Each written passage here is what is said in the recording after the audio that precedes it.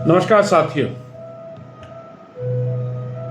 पिछले कई वर्षों से एक दृश्य नियमित रूप से देख रहा हूं।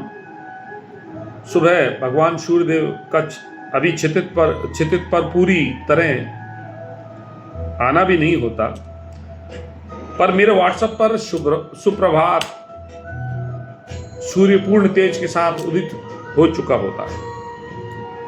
संदेश इतने अधिक होते हैं व्हाट्सएप पे कि क्षण भर के लिए मन में भ्रम होता है कि क्या यह एक साधारण सी सुबह है या किसी सामूहिक आध्यात्मिक अनुष्ठान का उद्घाटन। फूलों से सजे चित्र, देवी देवताओं की डिजिटल उपस्थिति और प्रेरणादायक वाक्यों की अविरल धारा सब मिलकर एक ऐसा वातावरण निर्मित कर देते हैं जैसे मानो जीवन में समस्त ज्ञान इस छोटे से मोबाइल की स्क्रीन में समाहित हो चुका है। लेकिन यहीं से व्यंग का बीज भी अंकुरित होता है।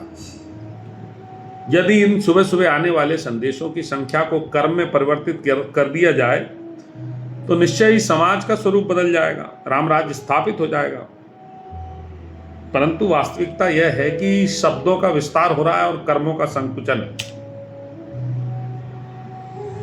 हम सुबह सुबह प्रतिदिन उच्च विचारों का आदान प्रदान कर लेते हैं, एक आध दो शायरी भेज देते हैं, खुद ही को कर बुलंद इतना, कोशिश करने वालों की हार नहीं होती, हरिवंश राय बच्चन साहब की कविताएं, पंक्तियां हैं। लेकिन उस समय जो पंक्तियां लिखी गई ये काव्य नहीं थे, जीवन के दर्शन थे। पर प्रश्न यह है कि क्या ये दर्शन हमारे व्यवहार में परिलक्षित हो रहे हैं? यहां एक सूक्ष्म किंतु महत्वपूर्ण भेद उपस्थित हो रहा है। प्रेरणा का उपभोग या प्रेरणा का अनुप्रयोग। वर्तमान समय में हम प्रेरणा को एक सामाजिक प्रदर्शन का माध्यम हम लोगों ने बना लिया है। ये संदेश भेजना सरल है, पर उन संदेशों के अनुरूप आचरण करना बहुत कठिन है। यही कारण है कि हम दो समानांतर संसारों में जी रहे हैं।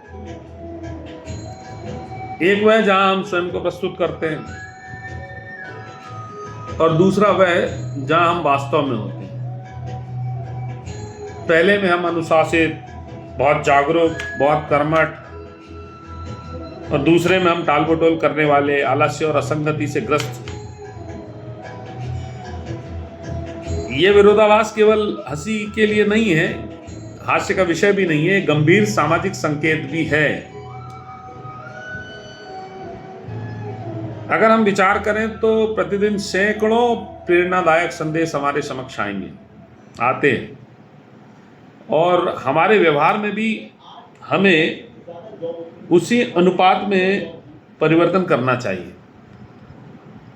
यदि ऐसा नहीं हो रहा तो स्पष्ट है कि हम प्रेरणा को समझ नहीं रहे, जो आ रही सुबह सुबह, केवल उसको पढ़ रहे हैं, उसका उपभोग कर रहे हैं।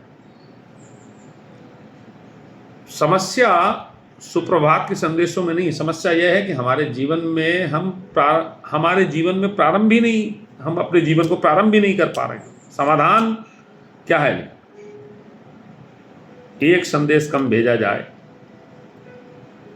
मोबाइल की मेमोरी बचेगी। एक कार्य पूर्ण किया जाए, एक शायरी कम भेजी जाए, कम साझा की जाए, एक आदत सुधार ली जाए, और प्रतिदिन स्वयं से यह प्रश्न किया जाए कि स्टेटस से वास्तविक जीवन तक आज तक मैंने किया क्या है।